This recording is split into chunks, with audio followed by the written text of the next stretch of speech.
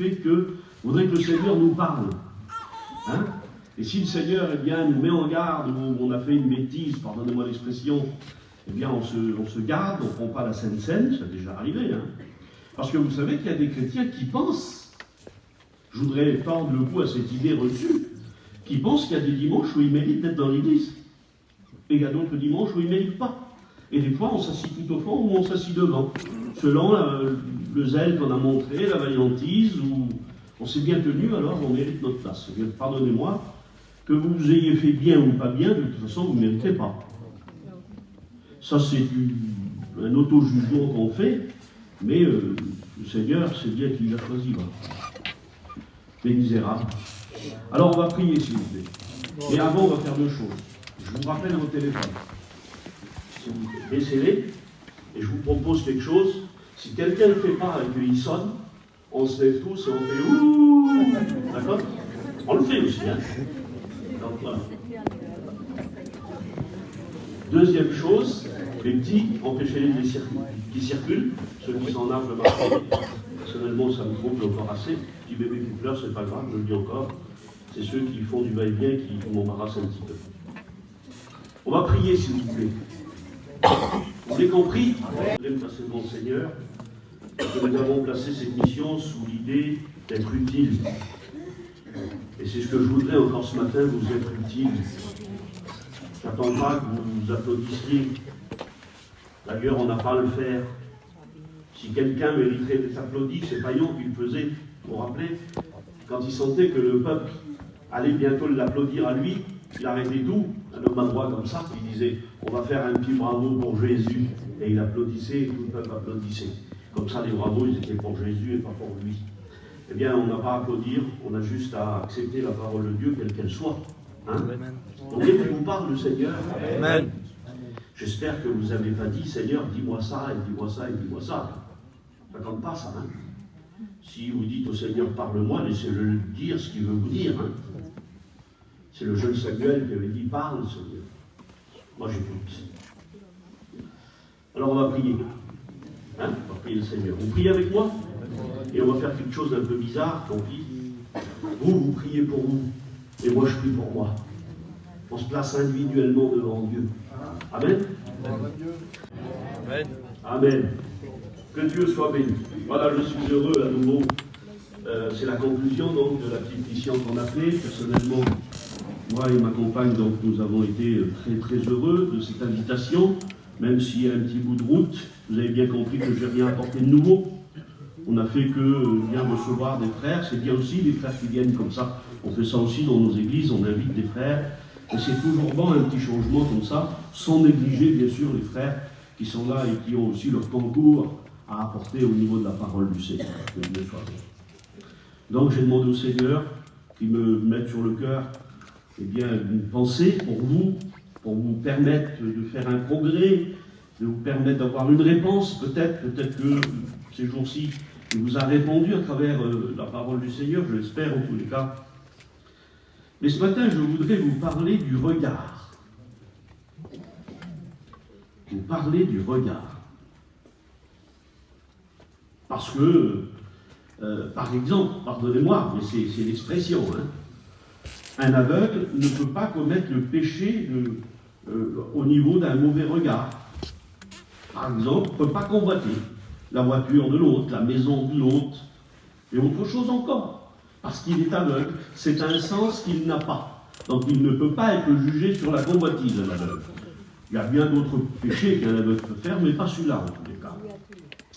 Alors, le regard c'est important, et vous vous souvenez très certainement de cette histoire où un jour une femme est rentrée dans une église évangélique, car elle avait vu marqué église évangélique.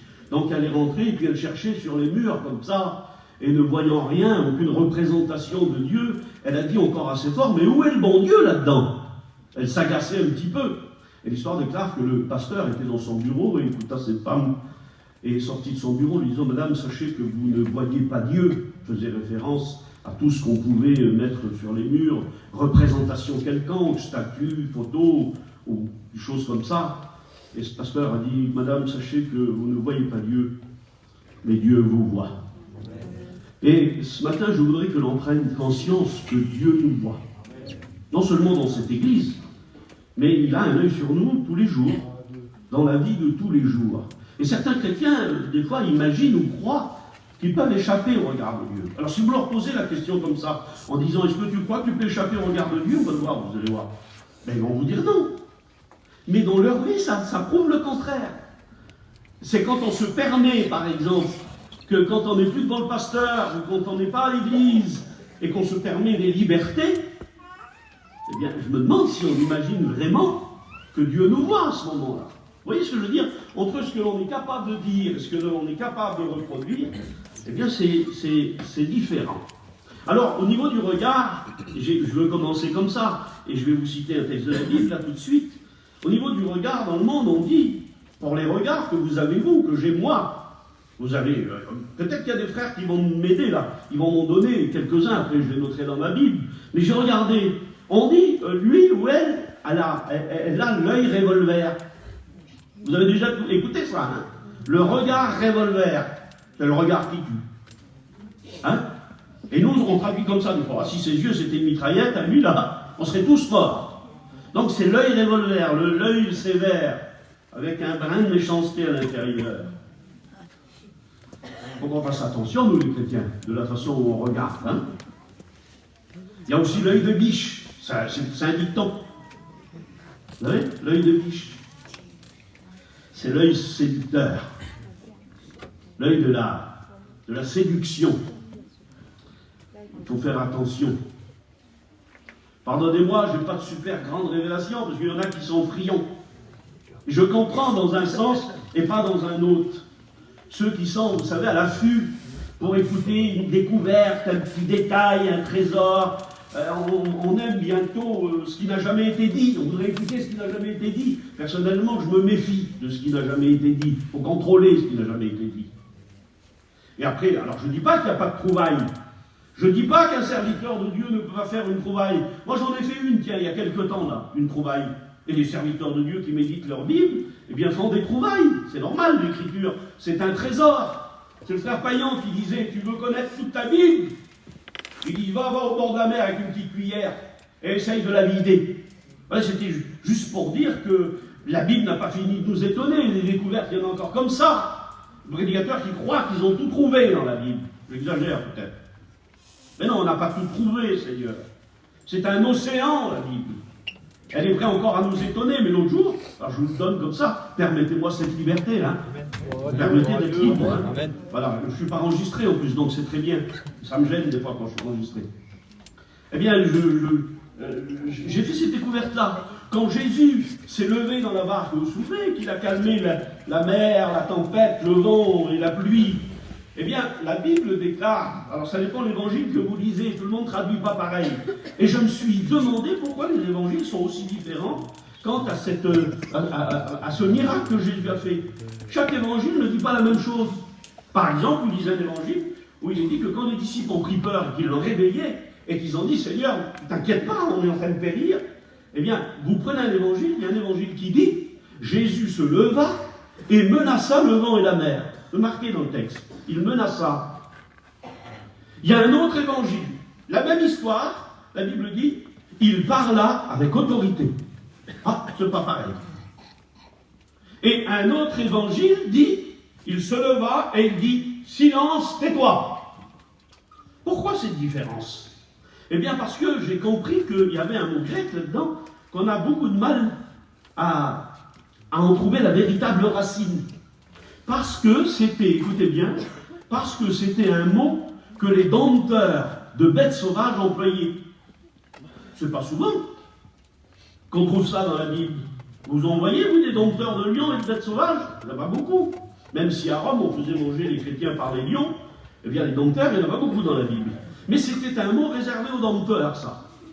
Et Jésus, quand il s'est levé, en vrai, il a dit un mot. Il a dit phimos. Et ce mot, on peut l'interpréter de plusieurs manières. C'est un mot qui fait pression. Et si je vous dis ce que ça veut dire, pour ceux qui ne le savent pas, ça va vous étonner. Si on doit traduire le mot phimos tel mot pour mot, eh bien Jésus s'est levé, et vous savez ce qu'il a dit à la mer? Il a dit, tu fermes ta bouche maintenant, sinon je te mets une muselière.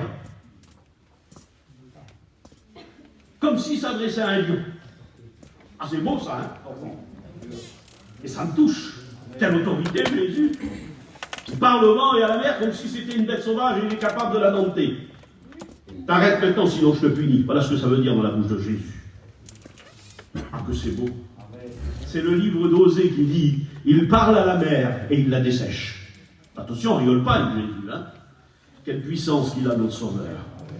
Alors j'ai regardé, donc, et on parle du regard maintenant, et donc l'œil revolver, c'est l'œil qui tue, l'œil séducteur, eh bien, il est parfois même dans l'église, et on écoute des catastrophes.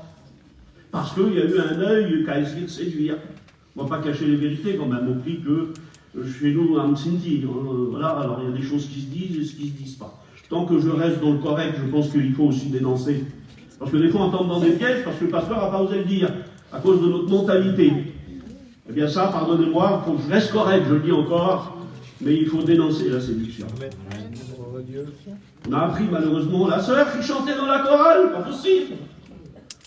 Le frère qui est le pasteur de l'église, pas possible. Catastrophe est arrivée à cause de l'œil de la séduction. Faisons attention, frères et sœurs. Réfugions-nous en Dieu, comme Moïse l'avait compris. Seigneur, j'ai soif, je voudrais te voir, je voudrais voir ta gloire. Ben, il y a des choses que tu peux, Moïse, et des choses que tu ne peux pas pour l'instant, parce que ton corps ne supporterait pas. Alors cache-toi dans la crevasse du rocher, c'est le symbole de Jésus. Vous savez que c'est Jésus qui nous a montré Dieu. Quand les disciples ont dit, montre-nous le Père, et ça suffit. Parler d'une demande, Jésus a dit, celui qui m'a vu, il est le représentant de sa personne. Ça a été le moyen de voir Dieu à travers lui. Merci Jésus. Je pense à Paul qui, pour un seul coup d'œil sur la gloire du Christ ressuscité, l'a tombé aveugle.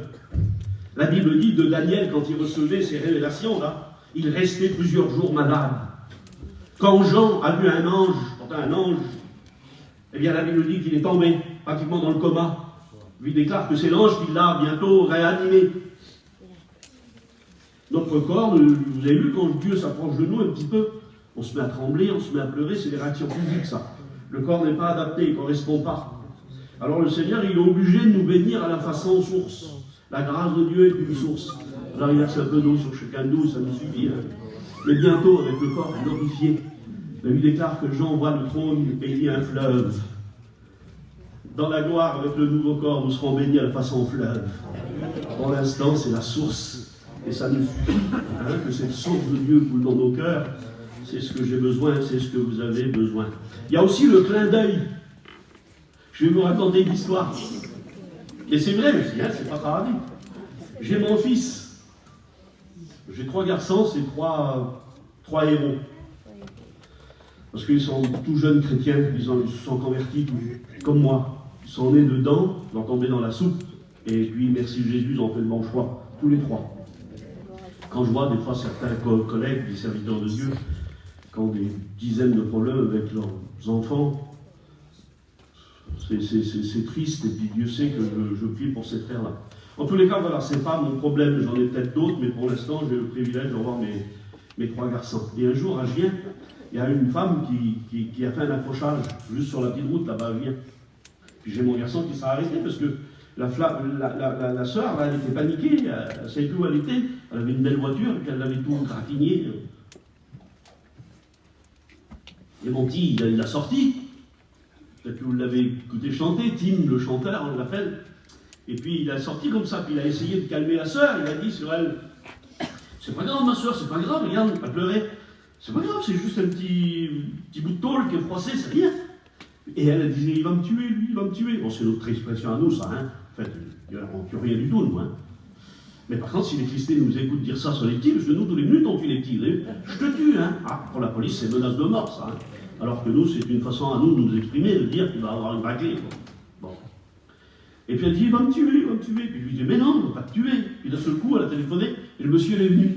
Enfin, le mari.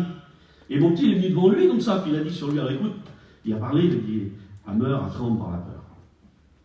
Et puis Zinda, regarde, elle est paniquée, elle croit que tu vas la tuer. Tu vois? Et puis il dit, mais non, je ne vais pas la tuer, l'homme. Et lui, il se tourne sur la femme, puis il fait ça sur elle. Il faut un coup d'œil, lui. Oui, en voulant dire, c'est bon. Mais la femme, elle a commencé à rigoler.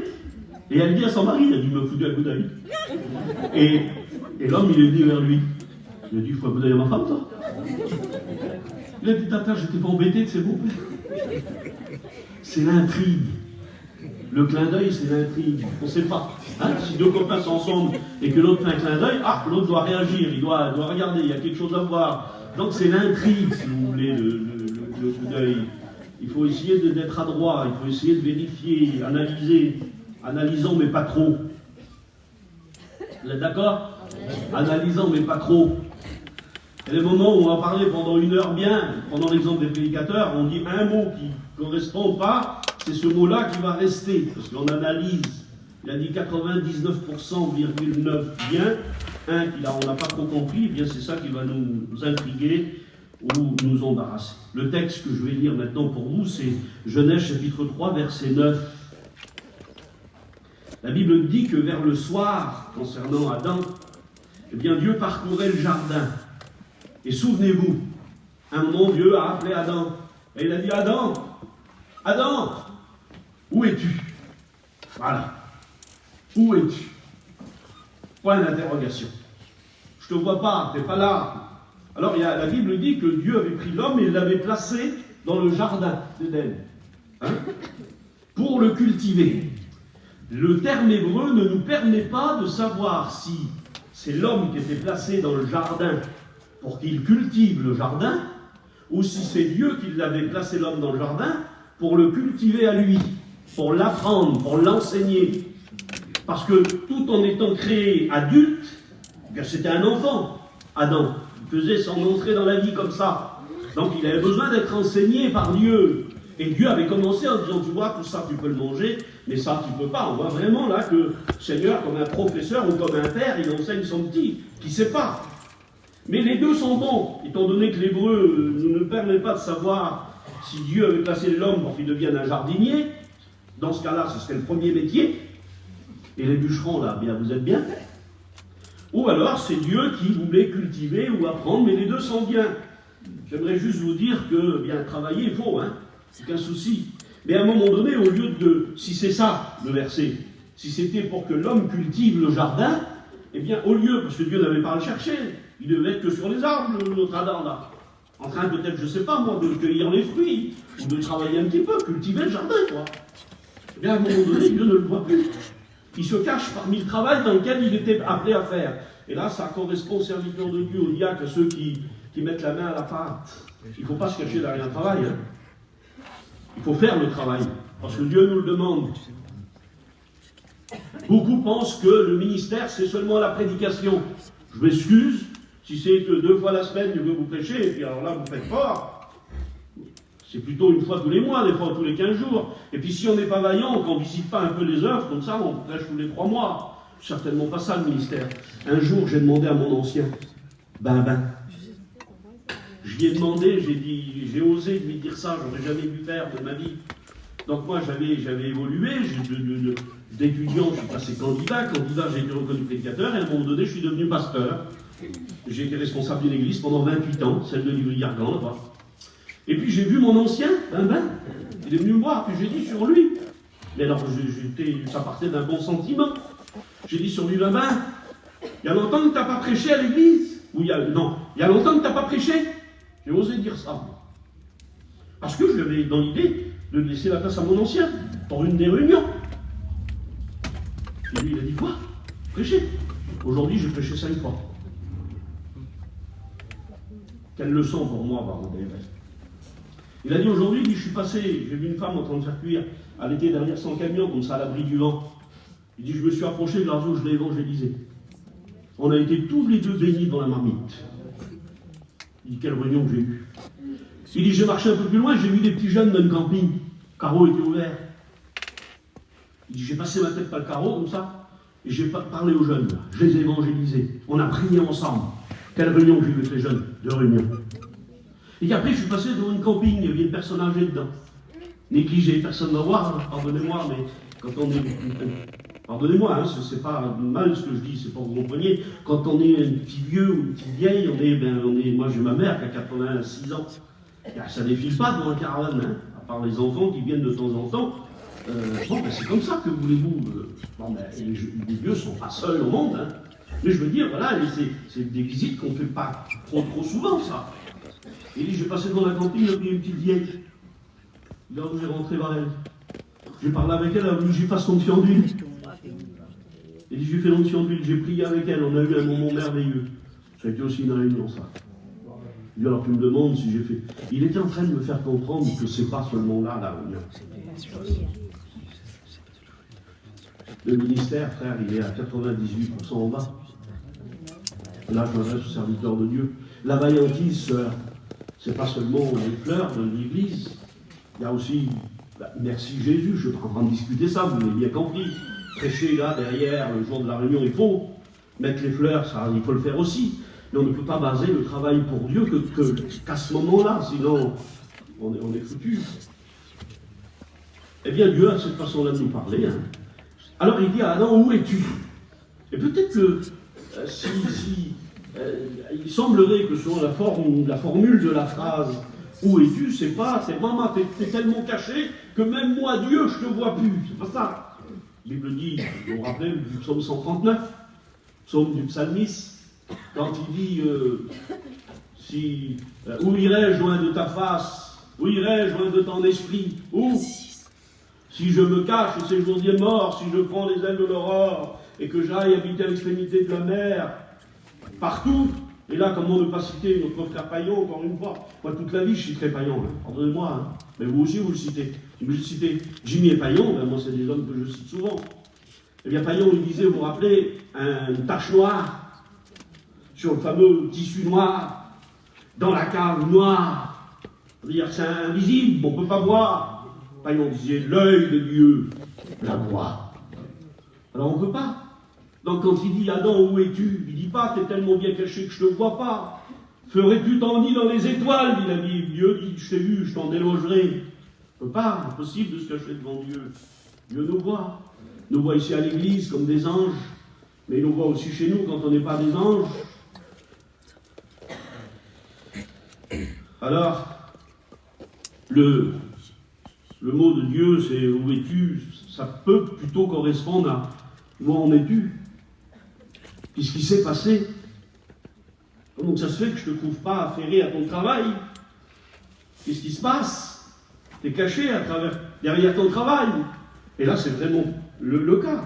Puisque la Bible déclare qu'il a coupé des feuilles, des branches, et il s'est caché derrière, dit la Bible, hein, pour cacher, pardonnez-moi, sa nudité. Il s'est caché derrière un travail. Je voudrais vous dire que Dieu sait, hein, et Dieu voit. Un jour, un frère n'était pas satisfait. Je l'ai écouté de mes oreilles. Et puis, justement, il nous reprochait de ne pas le faire pécher assez souvent. Et le dimanche, en plus. Alors, c'est embêtant, parce que moi, je sais ce que c'est, être responsable d'église, je l'ai été, je vous l'ai dit. C'est pas facile, c'est pas toujours facile. Il fait froid dans l'église, c'est la faute du pasteur. Il fait chaud dans l'église, c'est la faute du pasteur. Il y a tel problème dans l'église, c'est toujours le pasteur qui prend. On est bientôt des ouvreurs de porte. On fait plus qu'ouvrir la porte que prêcher, le pasteur. Vous savez bien, on essaye de partager le programme au maximum. Eh bien, voilà, vous voyez, j'ai perdu ce que je voulais dire là, mais ça reviendra.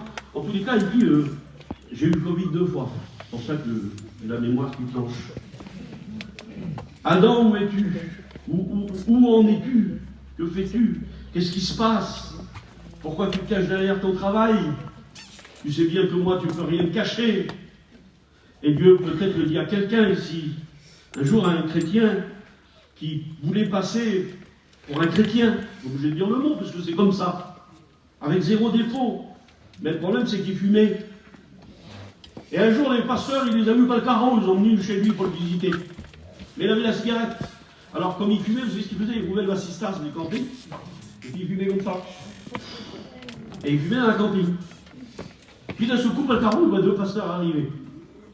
Maman, quel problème? Il prend la cigarette, parce qu'il frappait à la porte déjà. Il rouvre le frigidaire, il jette la cigarette dedans et il referme. Et les frères, ils rentrent. Ah, il avait tout de suite senti. Mais le problème, c'est que la fumée a commencé à sortir du frigidaire. Il a été pourtant par les Indas. Il était gêné terrible. Et à cause de ça, ça a débloqué quelque chose chez lui. Et il a dit, Seigneur, je me cache devant les hommes, moi. Et je me permets devant Dieu. Et c'est vrai que c'est souvent comme ça.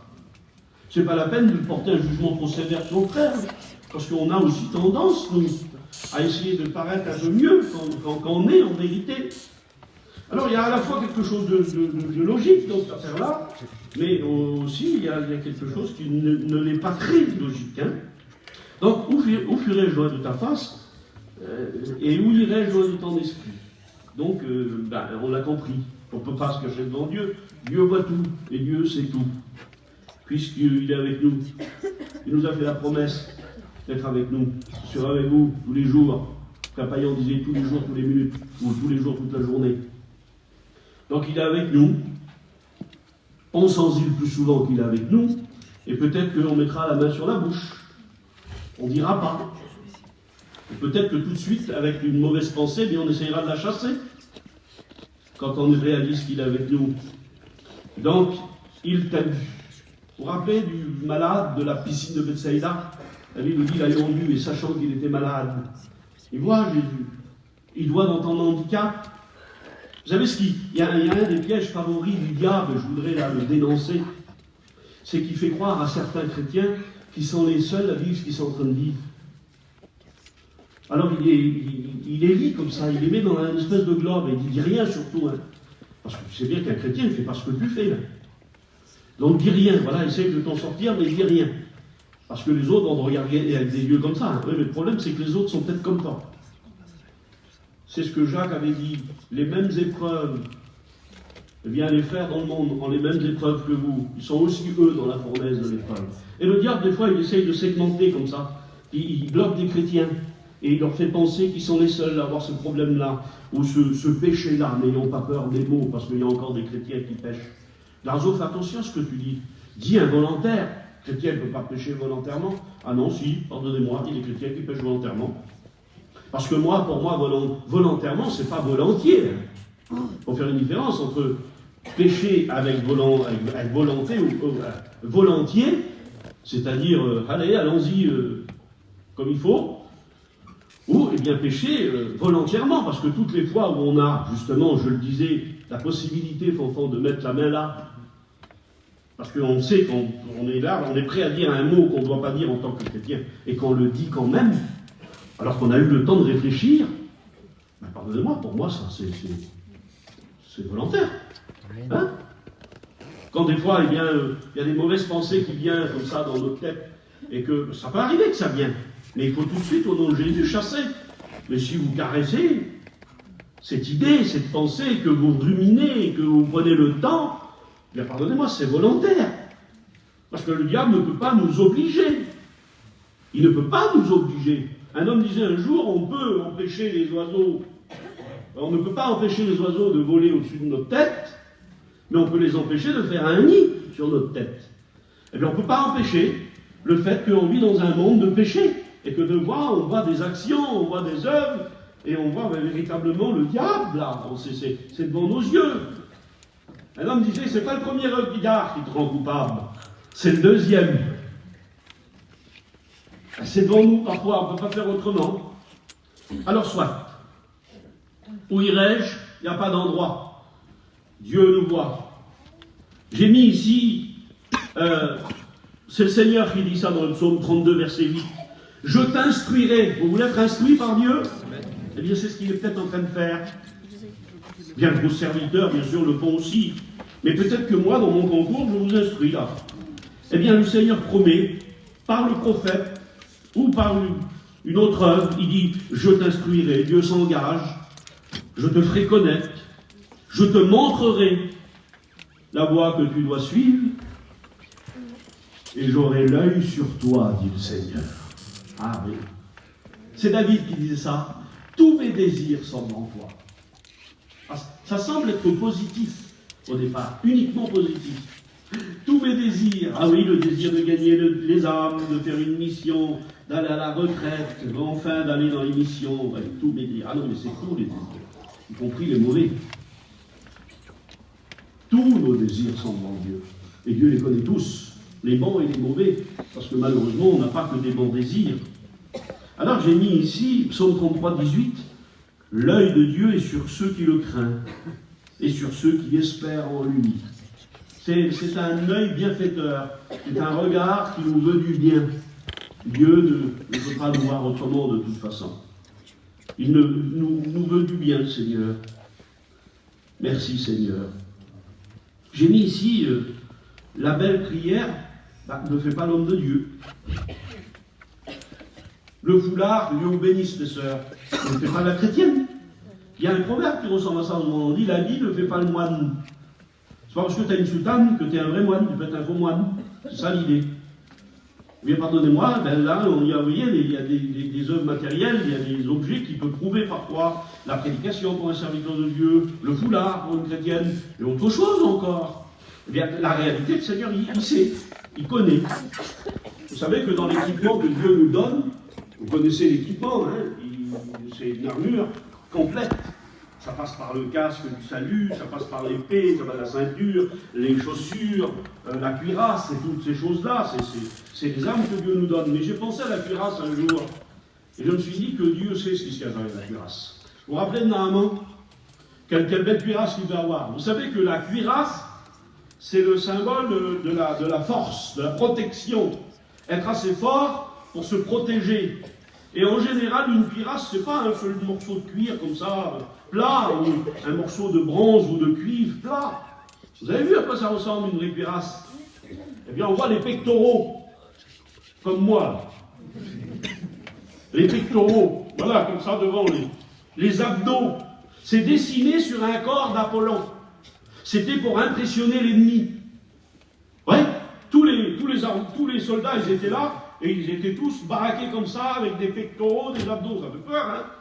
Oui, mais derrière, il y avait des petits ventres bien ronds, comme moi. C'était pour impressionner l'ennemi.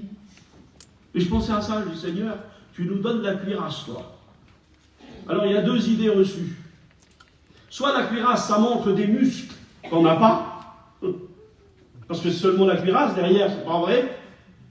Il y a peut-être un petit bonhomme grassouillé derrière, qui ne faisait pas de sport, justement. C'est pas la peine de passer pour un autre, hein. Dieu sait, vous n'êtes fort que parce qu'il vous donne la force. Et la force, elle augmente pendant la marche. Amen. Et puis notre Naaman, eh bien, on devait l'envier quand il passait, hein, avec sa belle armure qu'il avait sur lui, là, cette belle cuirasse. Oui, mais derrière, il y avait la lèpre. Et c'est quand il rentrait à l'intérieur, c'est quand il était chez lui, qu'il pouvait s'apercevoir de son mal qu'il rangeait. On est peut-être chez nous ce matin-là. Et chez toi ce matin. Et Dieu ne va pas te condamner à l'enfer si tu as un problème qui te range. Parce qu'il y a des chrétiens, et je me répète, hein, tant mieux pour les chrétiens spirituels, tant mieux pour ceux qui vont de victoire en victoire, que Dieu vous bénisse, et marchez comme ça jusqu'à ce que Jésus revienne. Mais il y a des faibles parmi nous. Sinon l'apôtre Paul n'aurait jamais dit supporter les faibles. Oui, l'assemblée est composée de chrétiens faibles aussi, de chrétiens qui traînent la patte, de chrétiens qui marchent en boitillant. Faut-il les exterminer? Faut-il les tuer? Faut-il leur dire qu'ils n'ont pas leur place ici? Mais bien sûr que non. Jésus n'a pas changé dans son caractère. Il a dit, c'est les malades qui ont besoin de docteurs. Je suis venu pour les pécheurs, disait Jésus, et pas pour les propres justes, ou pour les vrais justes. Parce que vous n'êtes pas des propres justes, vous êtes des vrais justes. Vous êtes justifiés par Jésus, et en même temps, vous êtes un homme ou une femme spirituelle, et bien que Dieu vous bénisse. Mais ceux qui sont boiteux, ceux qui n'arrivent pas à avoir cette cadence que vous avez vous, qu'est-ce qu'on va faire? On va essayer de s'en débarrasser, on va leur demander d'aller dans une autre église. Ce ne serait pas juste, ce ne serait pas correct, parce que le Seigneur ne les renvoie pas. Jésus disait, je n'ai jamais mis dehors celui qui venait à moi. Il ne dit pas un homme en parfaite forme, trop bien. Un jour j'ai dit ça, je me laisse conduire par le Seigneur. J'avais été invité par notre frère Johnny du Rhône-Alpes, de la direction,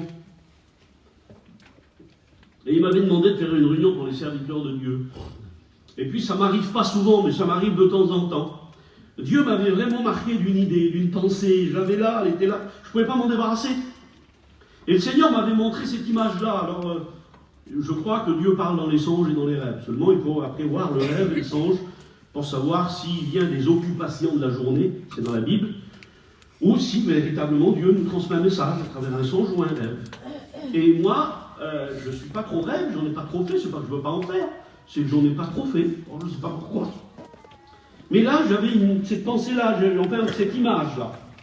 Je voyais un centenier, justement habillé tout entier avec son armure, Carlo. Je le voyais avec le casque sur la tête comme ça. Je le voyais avec les pectoraux, là, avec sa fameuse cuirasse. Je le voyais avec sa ceinture, tout équipé. Et il avait son épée dans les mains. Et puis il la maniait comme si elle était en plastique. Vous savez, une épée d'enfant, là, en plastique, là. Mais c'était une vraie épée, lourde. Mais alors lui, là, il avait un bras, il avait une forme, que l'épée, on aurait dit qu'elle était en plastique. Je voyais qu'on n'avait pas intérêt à se mettre devant lui. Un soldat en parfaite forme. Et puis à côté, j'en voyais un autre. Donc c'est le Seigneur qui m'a montré cette image-là. Je le voyais, c'était vrai. Je le voyais fatigué, Barzinda, ce soldat-là. Je le voyais assis sur un rocher. Je le voyais, le casque, il était penché comme ça, il allait tomber bientôt. Et puis son épée, elle faisait une tonne dans ses mains. La pointe de l'épée, elle était par terre. On voyait qu'il n'avait même plus la force dans le poignet de la relever. Il était arrivé à bout. Eh bien, peut-être qu'il y a des prédicateurs qui sont à bout. Peut-être qu'il y a des chrétiens qui sont à bout. Ça arrive, frères et sœurs. Ne croyez pas que c'est... On dit toujours ça, hein, la vie chrétienne, c'est la vallée et la montagne. Un jour on est au-dessus, un jour on est en bas. Donc, si on le dit, donc il faut que ça trouve un écho, ça. Ça veut dire que c'est une réalité. Est-ce que tu es fatigué? Et pendant que je disais ça, il y a un prédicateur qui était venu à la Rhône-Alpes avec l'idée de redonner sa carte. Il était trop fatigué. Le ministère, c'était trop lourd. Il ne se voyait plus exercer. Il ne pouvait plus exercer. Et moi, je dis ça. Et quand je dis ça, il se lève. Ah, que c'était beau. On était réunis, c'était que des serviteurs de Dieu. Et il s'est levé comme ça, il m'a dit, Lazo, c'est moi cet homme-là. Je suis venu parce que je suis trop fatigué, j'arrive plus à porter l'épée. La Bible est trop lourde dans mes mains. Je suis attristé, je suis déçu. Et je suis venu pour arrêter. Je voudrais que vous prier pour moi, les frères. On a prié pour lui. Frères et sœurs, si ce matin vous avez besoin de dire à Dieu, en élevant votre voix, Seigneur, je te demande pardon, Seigneur. Ne dites pas, Seigneur, merci. Merci pour mon foyer, merci. Dites pas merci. Si vous devez lancer un SOS, criez, crie à plein gosier, dit la Bible, ne te retiens pas, appelle au secours. Et puis ce frère-là a redémarré, je l'ai vu il y a quelque temps, là, dans un petit séminaire. Il m'a pris dans les bras, il m'a embrassé. Il m'a dit tous les jours, je dis merci à Dieu pour l'inspiration, pour l'image que tu as eue. Parce qu'aujourd'hui, je ne sais pas ce que je serais devenu. Mais aujourd'hui, il dit comment je me réjouis dans l'œuvre de Dieu. J'ai dégoté un petit travail, là où il y a plein de gens qui ne connaissent pas l'évangile, puis je fais un travail merveilleux, magnifique. Et j'ai été, alors c'est le Seigneur, hein, mais Dieu se sert de nous, frères et sœurs. Et là, il s'était servi de moi pour sauver un ministère. Y aurait-il des chrétiens, des chrétiennes, pourquoi pas des serviteurs de Dieu fatigués ici? Une sœur, un jour, a vu aussi cette image-là, elle me revient cette image, elle était terrible, dans une de nos églises, justement. Le Seigneur avait pris une sœur, comme ça, qui était complètement découragée suite à un décès. Elle avait perdu son père, elle était au plus bas, elle était découragée, terrible, cette sœur-là. Elle n'avait plus la force, voilà, elle se laissait mourir. Et puis à un moment donné, Dieu lui a montré quelque chose. Et c'est son témoignage, hein. Elle expliquait que Dieu l'avait mis comme ça, un peu en hauteur, sur le côté de l'église, et elle voyait son église dans laquelle elle a grandi. Et elle voyait, il y avait des couleurs, on dit, chatoyantes, de toutes les couleurs, il y avait du mouvement, il y avait du bruit, tout le monde parlait. Et puis elle dit, moi je regardais la rue, j'étais étonné, je dis, Seigneur, pourquoi on dirait un marché là-dedans? Pourquoi faire que tout le monde parle comme ça? Eh bien, dans son église, personne ne parlait de la façon où elle voyait là. Mais c'était dans les esprits, si vous voulez, des chrétiens, où chacun y allait de son sentiment, chacun pensait, ils étaient là avec le corps, mais l'esprit était ailleurs. Et puis elle disait au Seigneur, c'est pas normal que les chrétiens soient comme ça. Regarde, le pasteur il prêche, il n'y en a pas un qui fait attention, tout le monde parle entre eux. C'est pas beau, Seigneur, ça. Et puis de ce coup, à regarder comme ça, puis à voyer au premier rang des serviteurs de Dieu. C'est ça qui m'a fait penser à ça. Et à voyer un serviteur de Dieu en particulier, elle a été lui dire, hein, et ça a été un grand message pour lui, heureusement qu'elle lui a dit. Le frère, il avait sa Bible ouverte, il était au premier rang, et il avait le visage comme ça dans la Bible. Et puis elle disait, Seigneur, regarde comment il a appliqué. Ouais, c'est pas tout le monde, hein. Regarde celui-là, comment il a appliqué. Comment il lit la Bible de près. Puis le Seigneur, il disait, non, attends, regarde. Puis à un moment donné, ce frère-là, il a enlevé la Bible de son visage. Et l'encre de la Bible, il coulait comme ça sur son visage. C'était pas beau. Elle dit, il est fatigué, il ne trouve plus rien. Il ne comprend plus rien. Il voudrait arrêter. Lui aussi. Je ne sais pas si je suis inspiré ce matin, mais si des fois je l'étais, ne prends pas à la légère ce mot, si tu es concerné. Peut-être que tu as dit, Seigneur, parle-moi. Ben, comment tu veux qu'il te parle d'autre? Il ne peut pas être plus clair, le Seigneur. Si tu es fatigué, ta solution, c'est de crier à lui. Si tu es fatigué, demande-lui de la force. On a un serviteur de Dieu qui a été fatigué un jour. C'est Élie. Il en a eu marre du ministère de prophète. Ça lui coûtait trop cher. Ça l'embarrassait trop souvent, parce que des fois il faut, hein. Vous vous rappelez, Jonas, lui, il a refusé carrément, lui. Hein. Seigneur, il a dit, fais ça. Ah non, c'est trop dur, Seigneur. Moi, je vais à l'envers. Et lui, il a complètement désobéi, et on sait ce qui lui est arrivé. Mais lui, on dit qu'il en a eu marre. Hein. Il a demandé la mort, il a fait presque une dépression. Donc ça peut arriver. Ça peut arriver de mettre un genou à terre. Ce qu'il faut, c'est se relever. Ça peut arriver d'être fatigué. Ça peut arriver d'être découragé. Il nous comprend si bien. Lui-même, Jésus. C'est l'auteur aux Hébreux qui le révèle ça. Nous, on voit dans l'Évangile que Jésus, eh bien, à 3 reprises, il a demandé aux disciples de prier avec lui. Ils n'ont pas pu. Et la Bible déclare qu'il a tellement forcé à ce moment-là le Seigneur que sa sueur s'est transformée en grumeaux de sang, dit la Bible. Eh bien, c'est repris par l'auteur aux Hébreux. Et il dit que c'est avec cri et avec larmes que Jésus a obtenu justice. Avec grand cri. Ah, vous voyez, ça ne marchait pas comme sur des roulettes, hein. Avec grand cri et avec larmes. Même pour le Seigneur. Eh bien, si tu es fatigué et que peut-être tout seul tu pousses des grands cris et des larmes, Jésus a connu ça avant toi. Et lui, il a crié à son Père. Et il a dit ce que nous devrions tous dire. Il a dit, Seigneur, moi je voudrais ça. Si c'était possible, eh bien que ça se passe comme ça, Seigneur. Mais toutefois, Seigneur, ne m'écoute pas si ce n'est pas ta volonté. Hein. Parce que ce n'est pas ma volonté qui compte, c'est la tienne. Eh bien, ce matin, j'invite à ceux qui ont besoin de crier tout à l'heure, ne le faites pas si vous n'avez pas besoin, ne me faites pas plaisir à moi, mais faites-le vous si véritablement Dieu vous a parlé ce matin. Et je crois que Dieu soit béni. Donc, la belle prière ne fait pas l'homme de Dieu. J'ai mis ici Psaume 53, verset 3. Du haut des cieux, Dieu regarde les hommes pour voir s'il y a quelqu'un qui soit intelligent, quelqu'un qui cherche Dieu. C'est un verset qu'on peut adapter à la fois aux inconvertis, mais aussi aux chrétiens. Parce que du haut des cieux, Dieu nous voit. Et il regarde si on le recherche vraiment. Il y a combien de temps que tu le recherches plus, toi? Peut-être tu remontes un petit peu en arrière, au jour d'autrefois, comme dit le psalmiste. Eh bien, tu dis, Seigneur, j'étais vaillant, Seigneur. J'étais zélé, Seigneur. Mais les années, au lieu de m'arranger, au lieu de me faire de moi un maître, parce que les années, normalement, font de nous des gens qui viennent de mieux en mieux. Eh bien, peut-être que le temps, à certains, il les a fait reculer. Ça peut arriver, ça. Parce qu'au départ, on démarre, on est tout beau, on est tout bien, on voit tout bien. Et puis on parle sur personne et on est bien. Et puis les années font qu'on s'empire. Et c'est à ça que l'apôtre fait allusion quand il dit vous vous réunissez. Mais les multitudes de réunions ne vous arrangent pas, vous vous endurcissez. Et maintenant, alors que vous ne discutiez pas avant, maintenant vous discutez tout. Ben ça, c'est une façon d'être pire. Eh bien, il faut remédier.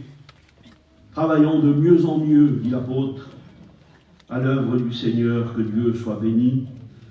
Dieu regarde au des cieux et il cherche pour voir s'il y a quelqu'un d'intelligent.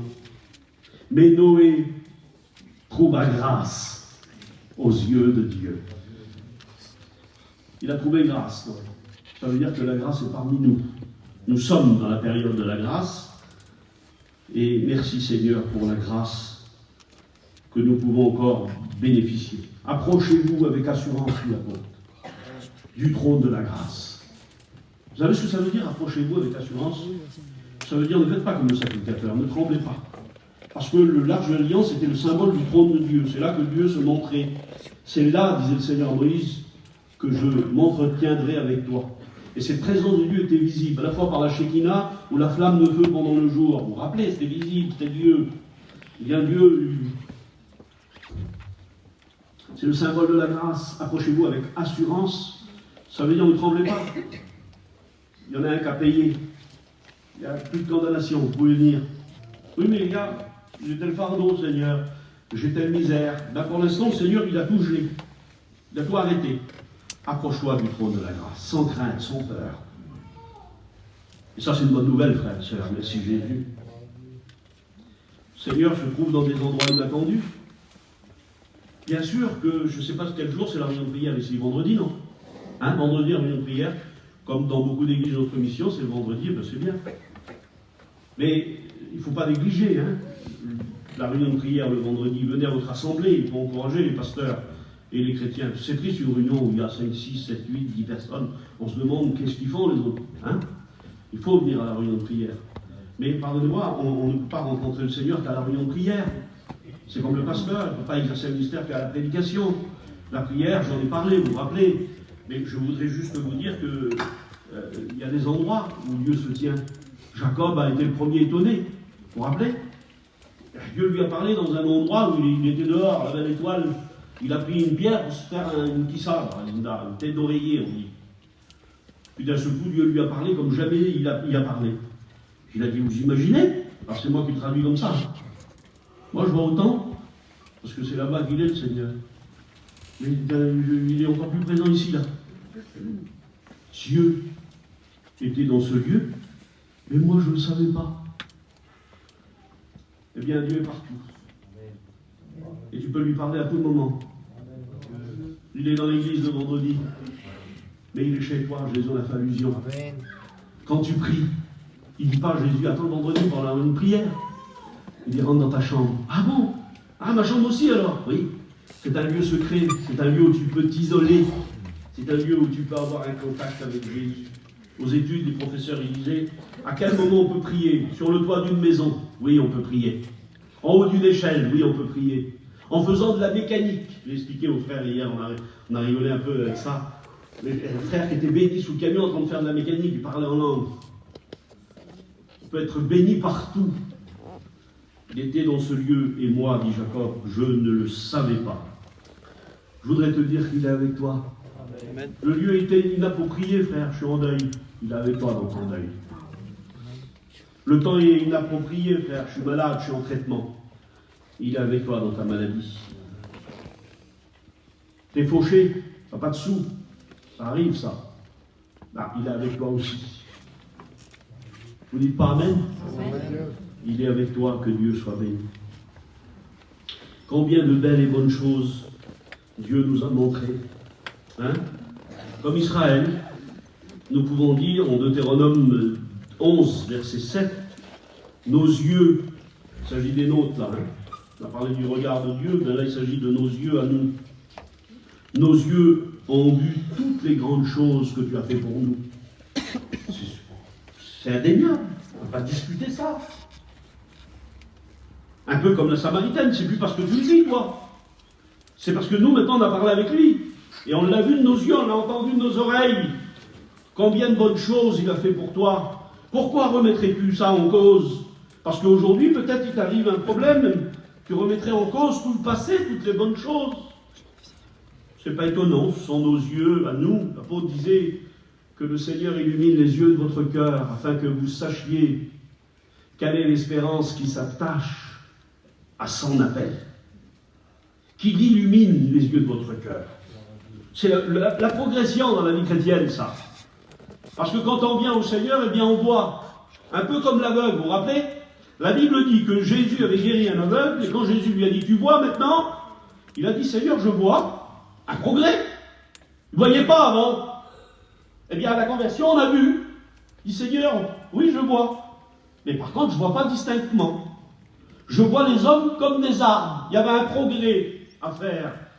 Il y avait une marche à continuer. Et la Bible déclare que Jésus a prié une deuxième fois pour lui. Alors ceux qui disent, tu viens, et puis si à la première imposition des mains tu es guéri, amen, tu n'es pas guéri, viens plus à l'imposition des mains. C'est faux.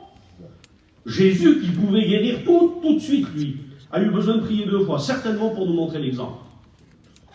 Tu n'as pas été guéri au premier coup, tu viens une deuxième fois, une troisième. Tant que tu ressentiras le besoin, tu as le droit. Tu as le droit de venir à l'imposition des mains. Donc ici, Jésus a prié pour lui, et puis après, eh bien, il a vu distinctement. Eh bien, Paul est dans le même objectif, puisqu'il dit que le Seigneur illumine. Tu vois, c'est bien, mais peut-être que tu as besoin de voir un peu plus loin. À partir de 45 ans, on a besoin de lunettes à un moment donné. Il y en a des spéciales, ils n'ont pas besoin de lunettes. Le frère Barlow, que vous connaissez bien, moi je l'ai vu encore dernièrement, là, juste avant qu'il ait sa dernière école biblique, ça ne remonte pas à 40 ans derrière, hein. Il lisait la Bible sans lunettes. Bon, il y en a qui sont spéciales, mais en général, on est fait à peu près tous pareils, on a besoin de lunettes. Et bien, spirituellement parlant, peut-être que quelques-uns ont besoin de lunettes, là. On a besoin de voir un peu plus distinctement. On s'arrête trop vite. C'est trop vite négatif. Il faut que nos yeux portent un peu plus. Vous savez, je pense, je comprends Élie et Élisée, moi, mais c'est pas trop grave. Dans l'histoire des ennemis là, d'Élisée, la Bible déclare qu'à un moment donné, l'ennemi donc faisait des guet-apens, faisait des pièges pour qu'Israël tombe dedans. Et puis Élisée, je crois que c'est Élisée, hein, avec l'affaire Élie ou Élisée, les fameux chars là. Rappelez ma mémoire. Hein? C'est Élisée, hein, on est d'accord, hein, c'est Élisée. De toute façon, je les confondrai toujours. Élisée. Eh bien, à un moment donné, vous savez ce qui se passe? L'ennemi, là, le grand général, il appelle tous ses officiers. Et il dit, je voudrais savoir comment que ça se fait. Qu'est-ce qui se passe? À chaque fois qu'on fait un piège pour Israël, elle passe par un autre chemin. Elle tombe jamais dans le piège. Il y a quelqu'un parmi vous qui me trahit, là. Faut le dire, hein. Est-ce qu'il y a un espion, là? Et puis le grand général, le commandant de l'armée, prend la parole, il dit non. Il dit, il n'y a personne qui te trahit. Il n'y a personne qui vous crave. Il dit, le truc, c'est qu'il a un prophète là-bas, il s'appelle Élisée. Ce que toi, tu dis tout bas dans ta chambre, Élisée, il l'écoute fort. Et il avertit Israël. À une colère terrible, il s'empare du roi.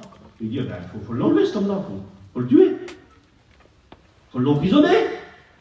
Alors il déclare que le roi ennemi envoya les fameux chars, les chars de fer. Et puis un matin, quelle belle image que ça doit être ça. Quel beau moment que ça devait être. La Bible dit comme ça qu'ils avaient entouré la maison d'Élisée, et puis le jeune serviteur qui sort de la maison, il voit tout, il est terrorisé, et il va avertir le vieux prophète qui ne voyait plus. Imaginez un peu. Il ne voyait plus, et regardez le mot qu'il dit. Et il dit comme ça, il dit, il y a des chars autour de nous, on est perdus, on est morts. Et puis le vieux prophète sort comme ça, sans rien voir. Et, pardonnez-moi de l'expression, il a le culot de dire, Seigneur, ouvre-lui les yeux. Pourtant c'est lui qui l'a averti. Ouvre-lui les yeux. Et la Bible déclare que ses yeux sont ouverts. Eh bien, on a une vue, nous. Mais on a besoin des fois un coup de pouce du Seigneur. On a besoin que notre vue s'éclaircisse.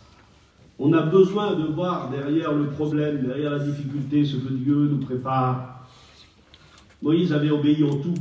Et pourtant, la Bible déclare qu'il lui a fait faire un détour par le chemin du désert.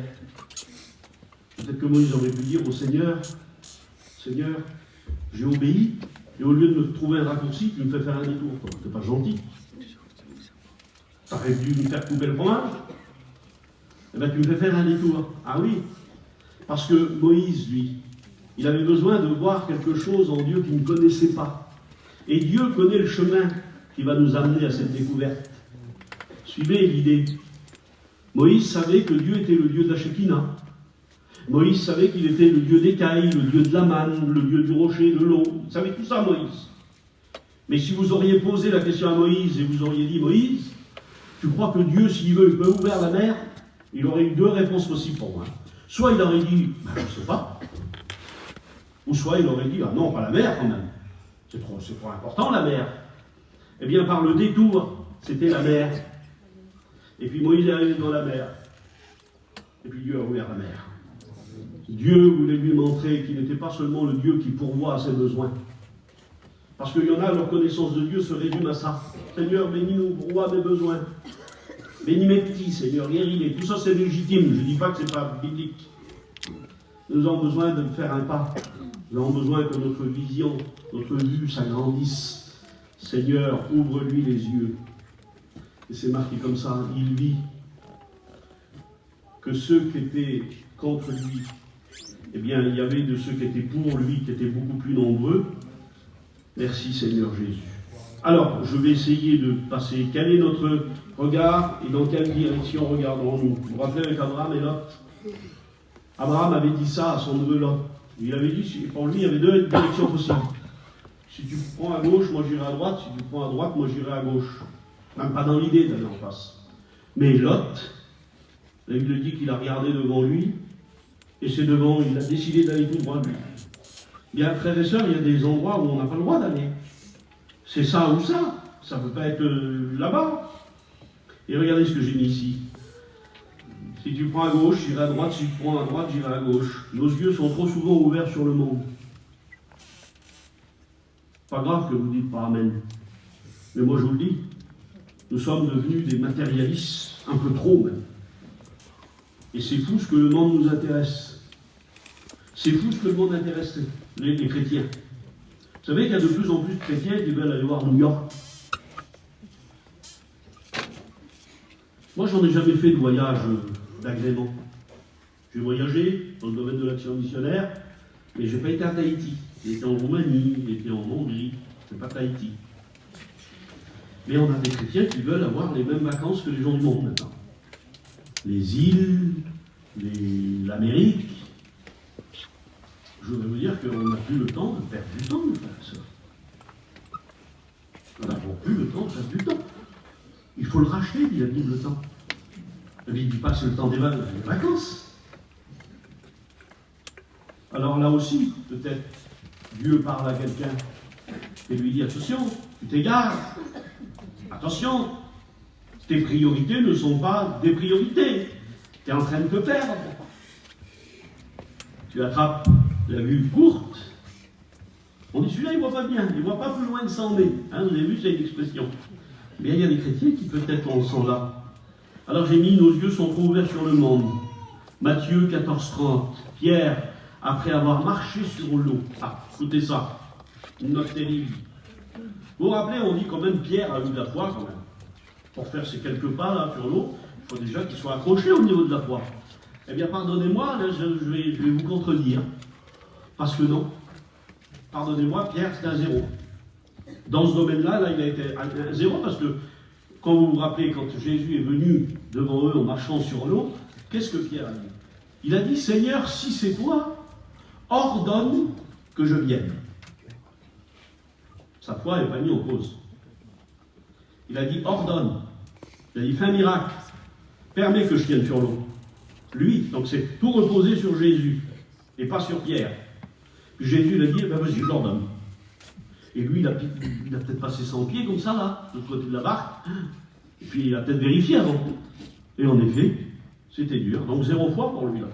Il a certainement palpé avant, senti, ah, ben ça y est, j'ai ordonné, c'est bon, je peux marcher. Et au lieu de marcher, alors là, moi je vois cette vision-là, hein. Je la vois un peu comme un petit qui fait ses premiers pas. Quand Jésus dit je l'ordonne, c'est un peu comme un père qui tient son petit par la main. Et à un moment donné, qu'est-ce qu'il fait le père? Parce qu'il veut être fier de son petit. Il veut lui faire faire ses premiers pas. Bon, vous êtes d'accord, hein? Et on le lâche. On ne le lâche pas pour qu'il se casse la gueule. On le lâche parce qu'on veut le voir marcher tout seul. Parce qu'il y a des choses qu'il faut qu'on fasse tout seul. On a la fâcheuse tendance à dire « Ah, c'est le diable !» Pas toujours. Vous savez que l'être humain, l'individu que vous êtes, eh bien, on dit dans la théologie que nous avons notre libre arbitre. Nous pouvons, par exemple, être attirés par notre propre convoitise. Pas besoin du diable. Tu marches dans ce qui t'intéresse, dans ce que tu convoites. Le diable, il se tient loin, lui. Tu y vas tout seul. C'est ce qui va se passer dans le millénium. La Bible dit que le diable et tous les démons, le mal dans sa généralité, sera jeté dans la pluie de la Bible. Fini, il n'aura plus d'action. Eh bien, vous trouvez quand même le texte qui dit que le pécheur mourira à 100 ans. Non, les pécheurs quand même. Le diable, il est lié d'attacher. Les démons ne sont plus là. Ah oui, non, l'homme est capable. Il est capable de faire le bien tout seul. Pas obligé que Dieu soit toujours derrière lui. Il peut dire, l'homme, tiens, aujourd'hui, je vais faire bien. Je vais montrer à Dieu que je peux lui faire plaisir. Je vais être un vaillant serviteur de Dieu. C'est une décision personnelle. Et Dieu, il dit, oh là là, t'as vu mon serviteur Job quand même. Ah, c'est quelqu'un. Il n'a pas cédé, hein. Ah ben oui, c'est ce qu'il voudrait voir, le Seigneur. Il voudrait nous voir faire, je ne sais pas si c'est nos premiers pas, mais il veut nous voir marcher. Eh bien, Pierre, il a regardé, il a été influencé par le vent. Il a été influencé par l'eau qui faisait certainement des vagues, et puis la pluie qui tombait, parce que c'est marqué noir sur blanc, il faisait tout ça. Et puis il s'est laissé influencer, et puis il a coulé. Il y en a qui sont influencés, ils ont peur de tout, c'est des chrétiens. Ils sont influencés par ça, par ci, par là. Ayant les yeux fixés sur lui. Amen. Il ne nous trempera pas, que son nom soit béni. Je vais terminer maintenant. Je regarde avec quoi je pourrais terminer. Il y en a qui ont les yeux fixés que sur les murailles. Les murailles. Il y a des grandes murailles. La muraille de Chine, c'est la plus grande. Il a fallu 1400 ans pour la bâtir.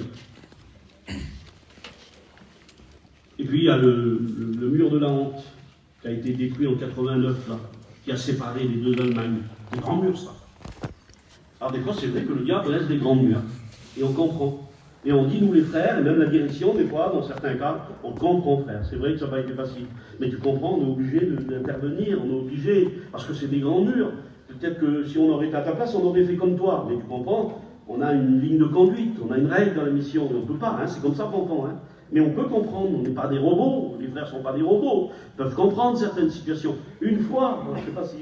Oui, il y en a qui vont se rappeler, les serviteurs de Dieu, s'ils étaient là. Une fois, il y a un frère qui avait rendu sa carte.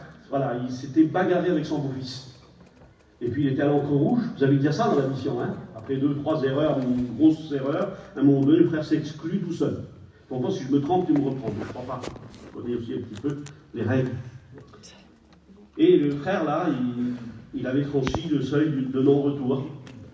Ça fait qu'il y avait le frère Jimmy, voilà, les frères, ils étaient tous touchés, tous attristés, quand on était obligé d'enlever le ministère de ce frère-là, quoi. Il s'était exclu tout seul, quoi. Et puis le frère a dit ça, il a dit, Jimmy, les frères, la direction, vous me permettez, parce qu'il y avait l'assemblée générale après, de dire au revoir aux serviteurs de Dieu. Et puis, les frères, ils étaient touchés, alors ils ont permis, ils ont dit, tu ne vas pas te justifier aussi, hein, tu ne vas pas rentrer en discussion. Hein. Non, soyez tranquilles les frères, c'est pas pour ça. C'est juste pour dire que, voilà, je sors du ministère et je dis un petit coucou aux serviteurs de Dieu. Alors les frères l'ont laissé. Puis il est monté sur l'estrade, je me rappellerai toute ma vie. Je tairai le nom de ce frère. Et puis il a dit, les frères, ça y est, voilà, c'est de ma faute, c'est pas la faute des frères. Très bien parlé, lui, frère. Il a dit, j'ai eu un mauvais beau-fils, mais je ne veux pas me justifier. Mais je vous dis juste ça. Mes frères, c'est pas pour me justifier, il disait. Mais je suis obligé de le dire. Il dit, voilà, j'ai ma fille qui s'est mariée, et elle a pris un garçon méchant. Et ce garçon-là, il était avec moi, et puis il a commencé à frapper ma petite. Il dit, si bien qu'on a dû faire venir les pompiers. Et puis ma petite, elle avait un bras de fracturé, la jambe de fracturée, et puis je la reconnaissais plus, elle était défigurée. Tellement il s'est acharné sur elle. Il dit, frère, je l'ai attrapé, puis j'ai voulu l'étrangler. Et ça n'a pas été plus loin, mais j'en ai venu aux mains, quoi. C'était un premier avertissement pour moi. Et il dit, puis un deuxième, il dit, quelques temps après, il dit, pardonnez-moi, hein, c'est juste pour vous expliquer la situation.